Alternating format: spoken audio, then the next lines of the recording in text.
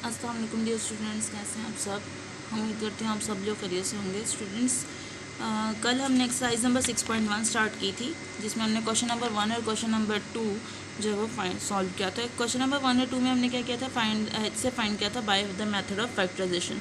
Factorisation में आपको पता है हम क्या करते हैं, इन सबको इनके फैक्टर्स इसके फैक्टर्स जब हम फैक्टराइजेशन के थ्रू जब इनके फैक्टर्स देखेंगे और उनमें से फिर जो कॉमन फैक्टर्स हैं वो हम अपने आंसर में कॉमन करके लिख लेंगे। आपको पता है कि HCF फाइंड करते वक्त हम सिर्फ उनके कॉमन फैक्टर्स देखते हैं और उनको मल्टीप्लाई करते हैं। लाइक अगर मैं बात कर लूँ 30 और 50 का हाईएस्ट कॉमन फैक्टर क्या है, तो वो 10 होगा। वो किस तरह से हमने फाइंड किया, हमने 30 के भी फैक्टर्स देखे, 2 मल्टीप्लाई बाय 3 मल्टीप्लाई बाय 5, और 50 के भी हमने फैक्टर्स देखे, 2 मल्टीप्लाई बाय 5 मल्टीप्लाई बाय 5। उसमें से फिर हम कॉमन करते हैं 2 को और 5 को, तो उन दोनों की मल्टीप्लिकेशन जो है वो हमारा हाईएस्ट कॉमन फैक्टर होता है। सेम इसी मेथड से हमने ये क्वेश्चंस भी सॉल्व किए थे कि इनके फैक्टर्स जो हैं वो दोनों जितनी भी टर्म्स उनके फैक्टर्स देखेंगे किसी भी मेथड से, बाय द फैक्टराइजेशन मेथड या by the using of formula.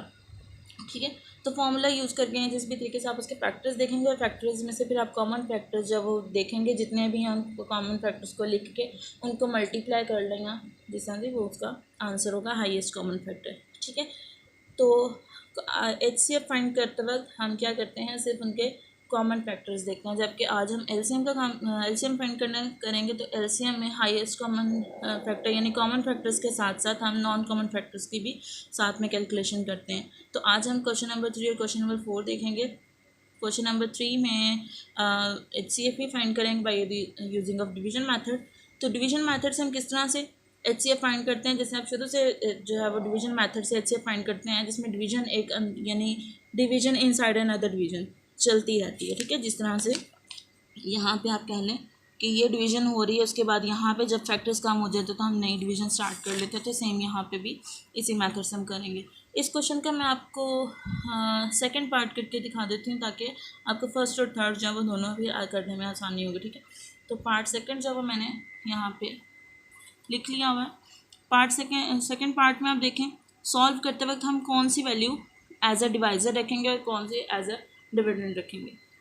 Divisor हमेशा स्मॉलर वैल्यू होनी चाहिए। तो स्मॉलर वैल्यू में कैसे पता चलेगी, उसकी पावर के थ्रू। ठीक है, यहाँ पे पावर 3 है, यहाँ पे पावर 4 है, तो हम पावर 3 वाली टर्म को बाहर लिखेंगे as a divisor. 5x⁻³ + 3x² - 17x + 6 will be divided by -2x² + x - 3। Okay, ये टर्म डिवाइड होगी इससे। लेकिन इसको डिवाइड करने से पहले आप इसका देखें कि ये फैक्टर जो यानी जो कोएफिशिएंट है वो सेम होना चाहिए, क्योंकि हम फर्स्ट वाली वैल्यू जो है वो कॉमन बनाने की कोशिश नहीं, सेम बनाने की कोशिश करते हैं। तो मैं इसको x⁻³ है, यहाँ पे x⁻4 है, तो मैं इसको एक x के साथ मल्टीप्लाई कराऊँ तो वो हो तो जाता है, लेकिन 5 जो है वो प्रॉब्लम क्रिएट करता है। 5 जो है वो यहाँ पे नहीं आता, जिसकी वजह से फर्स्ट टर्म जो है वो ख़त्म नहीं होती। तो हम हर स्टेप में एक एक टर्म रिड्यूस करने की कोशिश कर रहे हैं, तो यहाँ पे वो रिड्यूस नहीं हो रही, तो उसके लिए फिर हम यहाँ पे इसका कोएफिशिएंट सेम करने की कोशिश करेंगे। डिवीजन मेथड में हमारे लिए आसानी होती है कि हम इसको अपनी टर्म से खुद जब वो बनाना अगर चाहें जिस तरह से भी हम उसको मल्टीप्लाई या डिवाइड करवा सकते हैं। तो इस टर्म के साथ मैं 5 लाना चाह रही हूँ, तो मैं इसको मल्टीप्लाई बाय 5 कर सकती हूँ यहाँ पे। तो 5 से मल्टीप्लाई करने 5x⁻4 + 5x⁻3 - 10x² + 5x - 15। ठीक है जी, तो अब यहाँ पे देखें, यहाँ पे 5x⁻4 है, यहाँ पे 5x⁻3 है। तो अब मैं इसको 5x⁻3 को अगर एक x के साथ मल्टीप्लाई करूँ तो फर्स्ट टर्म जो है वो बिल्कुल सेम आ सकती है। तो मैं x के साथ मल्टीप्लाई करा लूँगी इस पूरे डिवाइज़र को। ठीक है, 5x⁻4 x के साथ इसको मल्टीप्लाई कराएंगे तो +3x³ - 17x² + 6x। माइनस करते हैं इसमें साइन चेंज करके, तो यहाँ से फर्स्ट टर्म ख़त्म हो जाएगी, प्लस माइनस माइनस की वजह से यहाँ पे आ जाएगा 2x³ प्लस माइनस माइनस होता है, इस वजह से यहाँ पे 7x बचेगा स्क्वायर के साथ। यहाँ पे बड़ी वैल्यू का साइन हम लिखते हैं प्लस माइनस माइनस, इसलिए सिंगल x बचेगा, -15 साथ में आ जाएगा। अब यहाँ पे देखें इसके वेरिएबल फ़िलहाल सेम है, यानी x⁻3 है, x⁻3 हाईएस्ट जो फैक्टर है। तो ये मतलब आप इसको डिवाइड कर सकते हो। अगर आप यहाँ पे भी लिखोगे तो उसको जो है वो डिवीजन में प्रॉब्लम आएगी। यहाँ पे 5 है, यहाँ पे 2 है, अगर आप इसको यहाँ पे भी लिखें 2 के टेबल में 5 तो नहीं आता। तो आप इसको यहीं पे ही जैसे यहाँ पे मल्टीप्लाई करके हमने इसका फैक्टर सेम किया था, यहाँ पे भी इसका जो कोएफिशिएंट है वो सेम करने के लिए हम 5 से अगेन मल्टीप्लाई करा लेते हैं, जिसके साथ क्या होगा 10x क्यूब बनेगा जो 5 के टेबल में आ जाएगा इसीलिए। ठीक है, 5 के साथ इस सारी टर्म को मल्टीप्लाई करवा लेते हैं। 35x² minus 5x minus 75। ठीक है, अब यहाँ पे 5x के क्यूब है, इसको आप +2 के साथ मल्टीप्लाई करवा लेते हैं। +2 multiply by 5 will be 10x³ same 2 के साथ ये सारी टर्म भी मल्टीप्लाई हो जाएगी। +6x² minus 34x +12 sign change करें यहाँ से तो ये टर्म खत्म हो जाएगी। प्लस माइनस माइनस की वजह से यहाँ पे आ जाएगा 29x² with the positive sign. यहाँ पे पॉजिटिव साइन आएगा और यहाँ पे भी 29x आ जाएगा। प्लस माइनस माइनस प्लस की वजह से यहाँ पे आ जाएगा 87 विद नेगेटिव साइन। अब जिस तरह से मैंने बात की थी कि हम यहाँ पे मल्टीप्लिकेशन और डिवीजन इजीली कर सकते हैं, यहाँ पे आप देखें कि यहाँ पे स्क्वायर बना हुआ है, यानी ये टर्म अब स्मॉलर है as compare to this term. तो फिर हम यहाँ पे एक नई डिवीजन अब स्टार्ट करने की ज़रूरत पड़ेगी, लेकिन इस डिवीजन को स्टार्ट करने से पहले हम इस फैक्टर को सिंप्लीफाई कर लेते हैं ताकि ये जितना रिड्यूस्ड फॉर्म में होगा उतना हमारे लिए आसानी होगी सिंपलेस्ट फॉर्म में के होने की वजह से कि हम उसको ये टर्म बनाने में आसानी होगी। ठीक है, तो जिस तरह से मैंने बात की थी कि हम इसको मल्टीप्लाई करवा सकते हैं फैक्टर सेम करने के लिए या टर्म सेम करने के लिए, तो इसी तरीके से हम डिवाइड भी करवा सकते हैं इनकी जो टर्म्स है वो सेम करने के लिए। ठीक है, तो आप दूसरे मेथड अल्फाज में ये भी कह सकते हैं कि हम इसमें से 29 कॉमन करें, जैसे यहाँ पे आपको एग्जांपल में बताया हुआ है कि अगर इस तरह से कोई वैल्यू आ रही है, इसमें से कोई वैल्यू कॉमन हो रही है तो आप उस कॉमन वैल्यू 7 जैसे यहाँ पे कॉमन है तो 7 को इग्नोर कर सकते हैं। ठीक है, 7 को इग्नोर करके जो बाकी फैक्टर है तो हम यहाँ पे इग्नोर का भी वर्ड यूज़ कर सकते हैं, सेम वही स्टेटमेंट यूज़ करते हुए यहाँ पे कह सकते हैं डिवाइडिंग बाय 29। ठीक है, 29 से डिवाइड जब हम करेंगे यहाँ पे तो 29 यहाँ से भी इसको यानी डिवाइड होगा, या कहने कॉमन होगा तो यहाँ पे x² बचेगा। यहाँ पे 29 की वजह से यहाँ पे +x और यहाँ पे -3। अब ये रिड्यूस्ड, ठीक है, बिल्कुल सिंपलेस्ट फॉर्म में, इसके लिए फिर हमें ये टर्म बनाने में आसानी यानी इसके साथ सॉल्व करने में आसानी होगी। अब हम इसको एज अ डिवाइज़र रखें क्योंकि ये स्मॉलर टर्म है, ये लार्जर टर्म है, तो एज अ डिवाइज़र हम यहाँ पे नए एक डिवीज़न स्टार्ट कर लेते हैं और इसके साथ हम डिवाइड करेंगे। इसको डिवाइड 3x² माइनस 17x + 6 को इस टर्म के साथ अब डिवाइड करेंगे। अब यहाँ पे आप देखें x² है, यहाँ पे x³ है, तो मुझे x³ बनाने के लिए सिंगल x की ज़रूरत है, जिसकी वजह से यहाँ पे मल्टीप्लाई होगा तो वह x³ बन जाएगा। लेकिन यहाँ पे कोएफिशिएंट भी 5 है, यहाँ पे 1 है, तो 1 के साथ मैं किसको मल्टीप्लाई करूँ तो मुझे यहाँ पे 5 मिल जाएगा 5 के साथ, यानी यहाँ पे मुझे 5x की ज़रूरत है। 5x के साथ यहाँ पे मुझे मल्टीप्लाई करवाना पड़ेगा, तो 5x के साथ मल्टीप्लाई करवा लेते हैं। 5x³ + 5x² minus 15x।